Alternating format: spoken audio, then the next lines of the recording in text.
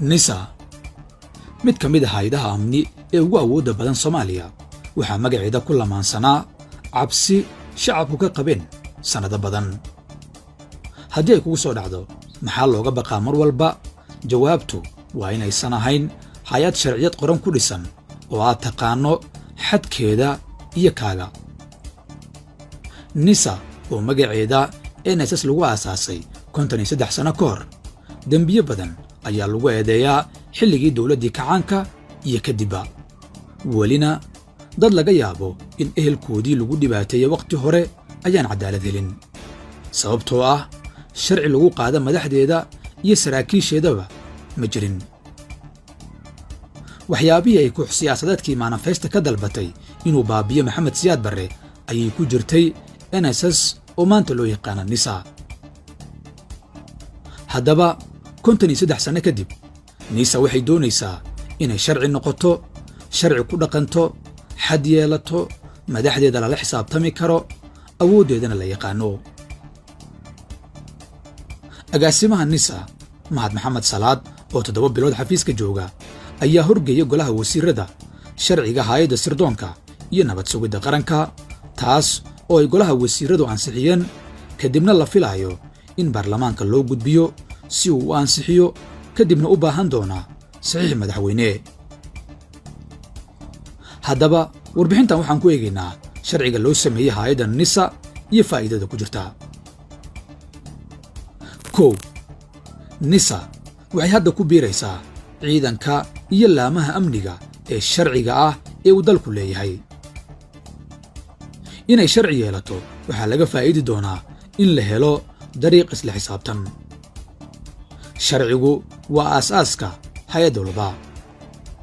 adduunyada kale shuruuc ayay leeyihiin hay'adaha noocaan ah. marka laga hadlayo Soomaaliya, in 53 sano aanay hay'addani sharci lahayn waxay ahayd nasiib darro weyn.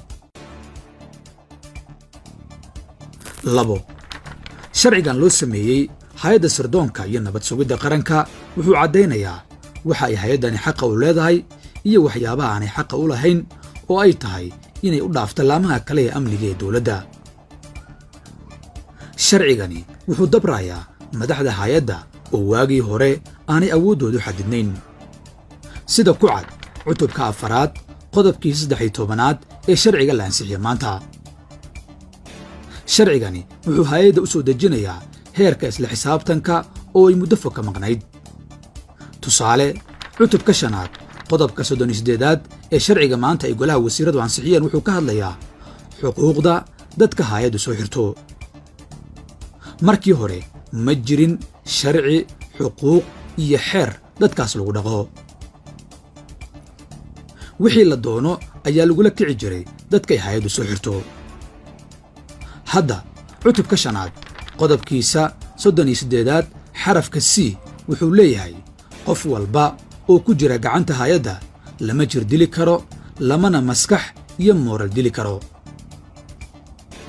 isla qodobkan xarafka E wuxuu leeyahay dumarka ku jira gacanta hay'adda nisa waxaa halka ay ku xidhan yihiin ilaalinaya ilaalo hoosaad dumar ah, waxaana loola dhaqmayaa sida ay qabto shareecada islaamka. qodobkan iyo xarfihiisu waxay soo afjarayaan tacaddigii maxaabiista ay xirta nisa. 3.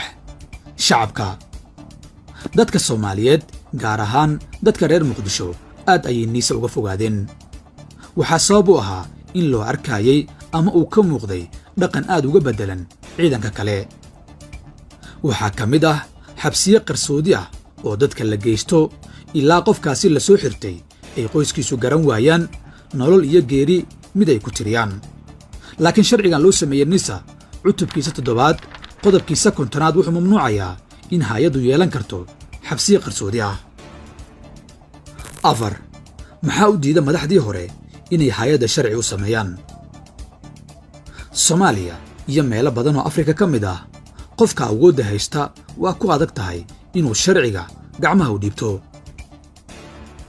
maadaama hay'addani kiisas gaara lagu fulin jiray waqtiyadii hore, madaxdii hay'adda soo martay ma aanay rabin raadraac iyo inay maxkamaduhu soo farageliyaan. waxaa lagu qeexi karaa sababta sharci loogu samayn waaye hay'addan awood isku dhajin sharci diidnimo iyo baahi loo qabay ku tagrifal awoodeed. 5 mahad salaad iyo sharcigan.